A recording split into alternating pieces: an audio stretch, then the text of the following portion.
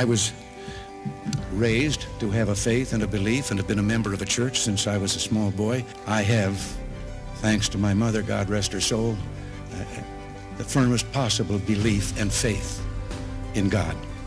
And I don't believe, I believe, I should say, as Lincoln once said, that I would be the most stupid man in the world if I thought I could confront the duties of the office I hold if I could not turn to someone who is stronger and greater than all others. And I do resort to prayer. Protestants of every denomination, Jews, Muslims, even many with no defined faith at all, Americans of every kind and degree or belief will wish your holiness well, responding to your moral leadership. So let us go forward to create our world of tomorrow in faith, in unity, and in love. God bless you, and God bless America. Regardless of nationality, region, or race, we are united by faith in God, and the barriers between us seem less significant. As we look around us today, we still find human pain and suffering, but we also see it answered with individual courage and spirit strengthened by faith. And if we live our lives and dedicate our country to truth, to love, and to God, we will be a part of something much stronger and much more enduring than any negative power. Permit me to join you and all Jews, and I'm now going to demonstrate my own courage, your fervent and triumphant affirmation, Am Yisrael Chai. I want to welcome Your Holiness to the United States, and on behalf of the American people, say how pleased and privileged we are to have you among us. Far more can be accomplished by the simple prayers of good people than by all the statesmen and armies of the world. Only when the fellowship of all men under the fatherhood of God is recognized and acknowledged, only then will the world finally know true peace and understanding. Nellie Reagan, my mother, God rest her soul, had an unshakable faith in God's goodness. And while I may not have realized it in my youth, I know now that she planted that faith very deeply in me.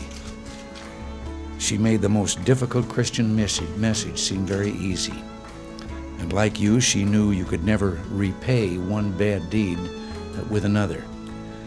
Her way was forgiveness and goodness, and both began with love. For some time now, I believe that America has been hungering for a return to spiritual values that some of us fear we've tended to forget. Things like faith, families, family values, the bedrock of our nation. Hardly a day goes by that I'm not told, sometimes in letters and sometimes by people that I meet, and perfect strangers, and they tell me that they're praying for me. Well, thanks to Nellie Reagan, I believe in intercessionary prayer, and I know that those prayers are giving me a strength that I otherwise would not possess. I believe in the goodness of our people, and yet I wonder if we shouldn't be reminded of the promise in 2 Chronicles. If my people, which are called by my name, shall humble themselves and pray and seek my face and turn from their wicked ways, then I will hear from heaven and will forgive their sin and heal their land. For as the Bible teaches, have we not all one Father? Hath not one God created us? I believe this nation hungers for a spiritual revival, hungers to once again see honor placed above political expediency.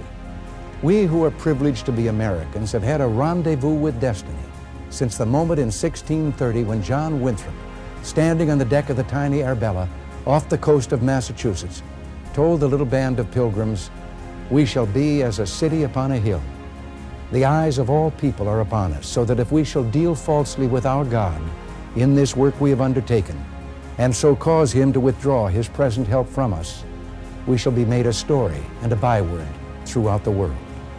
It's an inspiration for me to see all of you, Protestants, Catholics, members of the Jewish faith, and others who are gathered here at our national home to pay homage to the God in whom we trust. Today, prayer is still a powerful force in America, and our faith in God is a mighty source of strength. Our Pledge of Allegiance states that we are one nation under God, and our currency bears the motto, "In God We Trust." The morality and values such faith implies are deeply embedded in our national character. Our country embraces those principles by design, and we abandon them at our peril. We all in this room, I know, and we know many millions more everywhere, turn to God in prayer, believe in the power and the spirit of prayer, and yet so often we direct our prayers to those problems that are immediate to us, knowing that He has promised His help to us when we turn to Him. And yet in a world today that is so torn with strife, where the divisions seem to be increasing, I wonder if we have ever thought about the greatest tool that we have, that power of prayer and God's help. If you could add together the power of prayer of the people just in this room, what would be its megatonnage?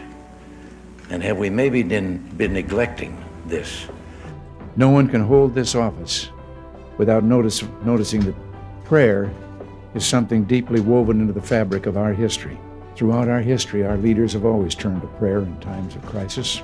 When in Hanukkah we celebrate God's faithfulness to the Jewish nation, and in Christmas we mark the birth of one whom some honor as a great and holy prophet, and others adore as the Son of God. Perhaps in our own prayers we would do well to remember the words of the heavenly host on that one still night so long ago. Each of us in our own way giving glory to God and asking in all earnestness for peace on earth and goodwill toward men. And so, goodbye. God bless you, and God bless the United States of America.